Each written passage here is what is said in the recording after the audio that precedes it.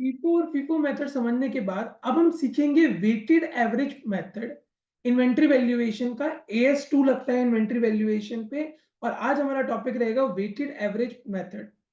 तो कैसे करेंगे वेटेड एवरेज मेथड? जैसे हमने लीफो करा, फीफो करा, फीफो में पहले वाला माल पहले बेचा, लीफो के अंदर लास्ट वाला माल पहले बेचा। वेटेड का मतलब अपने आप समझ आ रहा है कि हमने एवरेज वेट करके सामान बेचा।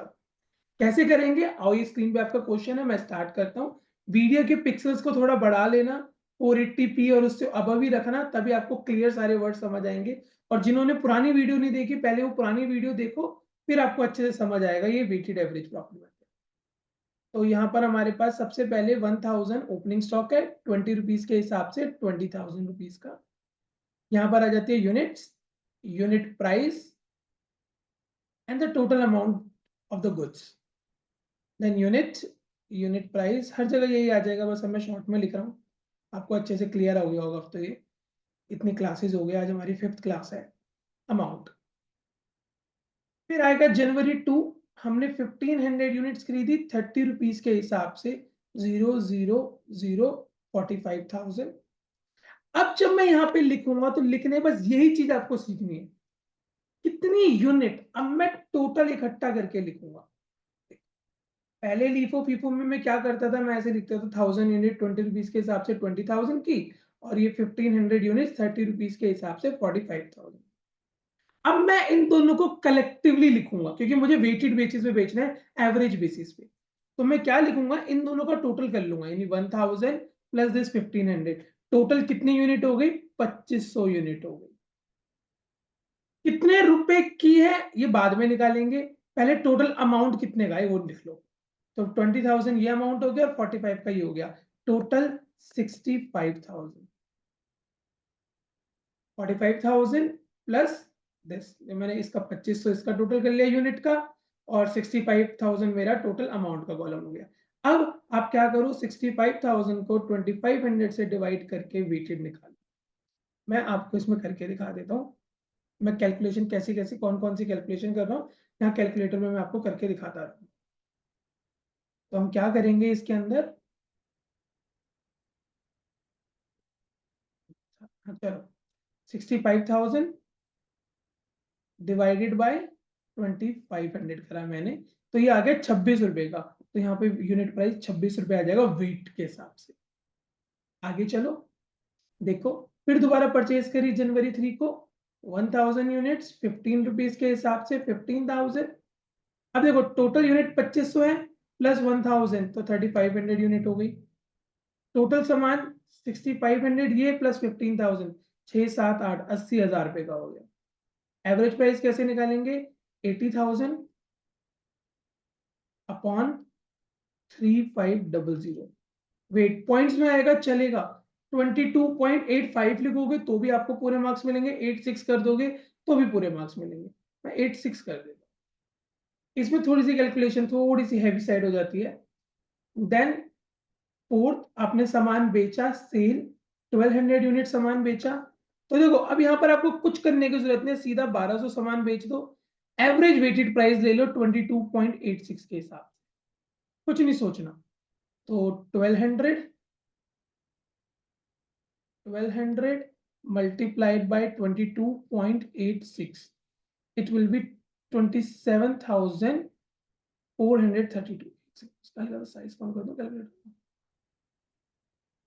27,432 हमारा ये आ जाएगा, 27,432। अब स्टॉक कितना रखना है, 3500 में से 1200 का चला गया, तो कितने का बचा, 2300 का। प्राइस वही रहेगा 22.86। अगर आपको डाउट है तो आप क्या करो, पॉइंट्स में इधर उधर थोड़ा फर्क आएगा बस। 80,000 में से कितने का बिक गया, 27,432, तो ये आ गया 52,568। अब आप क्या करो, इसको इससे डिवाइड करके देख लो, यही आना चाहिए। इतना मतलब पॉइंट का थोड़ा बहुत फर्क होगा, वो चलेगा हमारे इसमें। 2300 से डिवाइड करो तो वही आएगा, देखो 22.855 आ गया, 86 वही बात होगी। ठीक है, अब उसके बाद बहुत सिंपल है। अब उसके बाद हमने क्या करा, दोबारा से हमने यहाँ पे परचेज करी कितनी यूनिट, 2000 यूनिट 30 रुपीज के हिसाब से जनवरी 5 को, तो ये हो गया 60,000 का। टोटल देखो 23 थी, 4300 हो गई, 60,000 इसमें जोड़ो तो 1,12,568 करके देख लेते हैं अब। 1,12,568 डिवाइडेड बाय 4300, तो ये आ जाएगा 26.178 है, तो मैं 18 कर देता हूँ, 26.18 मैंने ये कर दिया एवरेज। अब लास्ट हमने सामान बेचा है 1500 यूनिट, तो 6 को 1500 यूनिट्स कितने रुपए की बेची होगी, जो एवरेज कॉस्ट है उसी में बेची होगी 26.18, यानी कि इतनी कॉस्ट वाला सामान हमने बेचा होगा, इतने पे नहीं बेचा, इतना कॉस्ट वाला सामान हमने बेचा होगा, जितने की कॉस्ट हमें पड़ी होगी 26.18 रुपीज के हिसाब से, यह आ जाएगा 39,270। क्लोजिंग कैसे निकालना है, 4300 में से 1500 की इन्वेंट्री चली गई, तो हमारे पास कितने की इन्वेंट्री बच गई, मैं साथ साथ करके भी दिखा देता हूँ, माइनस 1500, तो ये आ जाएगा 2800। अब चाहो तो आप यहाँ पे 26.18 लिख के मल्टीप्लाई कर लो, चाहो तो आप क्या करो, टोटल कॉस्ट देखो 112,568 के गुड्स थे, इसमें से 39,270 के बिक गए, बचे 73,298। अब इसको डिवाइड करके 2800 से देख लो, लगभग लगभग पास में आंसर कहीं घूमेगा, 26.177 है, वही 26.18, बात वही है। अब आपसे अगर इस क्वेश्चन में पूछे what is the closing stock, तो क्लोजिंग स्टॉक हमारा जो बचेगा वो बचेगा 2800 यूनिट्स 26.18 के हिसाब से 73,298 रुपीज। और अगर वो पूछेगा कॉस्ट ऑफ गुड सोल्ड, तो कॉस्ट ऑफ गुड सोल्ड हमारी 27,432, ये वाली देखो, और इसके नीचे देखो 39,270, इन दोनों को अगर मैं जोड़ लेता हूं तो हमारा यहाँ पे कॉस्ट ऑफ गुड सोल्ड आ जाएगा 27,432 प्लस 39,270, ये आएगा 66,702। तो देखो, मैं अज्यूम करता हूं जिन बच्चों ने पहले लीफो फीफो में से अच्छे से समझा होगा उनको वेटेड समझने में कोई दिक्कत नहीं आई होगी। एक क्वेश्चन अपना ये होमवर्क में ले लो, अगली बार हम ये क्वेश्चन को डिस्कस करेंगे आराम से, और फिर आगे न्यूमेरिकल्स करेंगे। अगर वीडियो अच्छी लगी हो तो लाइक शेयर सब्सक्राइब करे बिना मत जाना। Thank you.